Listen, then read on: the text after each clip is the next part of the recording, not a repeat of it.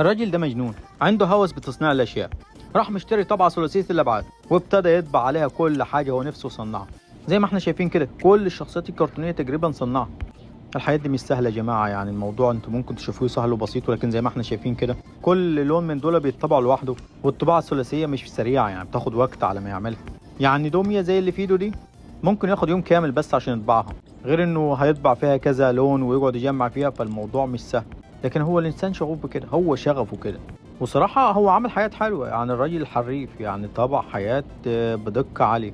واضح انه مش اي حد في الموضوع ده، لدرجة انه صنع البتاع اللي قدامنا دي اللي هي مالهاش معالم، بس هي عاملة زي الطاسة او المصفاية، تشغل المية من ناحية تقعد تلف فيها، فانت ممكن تحط فيها الخضار او الفاكهة تروح غسلاها. ولا الطحلب بتاع سوبر ماريو اللي احنا شايفينه قدامنا في الفيديو دلوقتي. وعمل حاجات كتيرة بالطبعة دي، يعني حرفيا الراجل مفيش حاجة جت في دماغه وما عملهاش، اي حاجة بتيجي في دماغه بيعملها.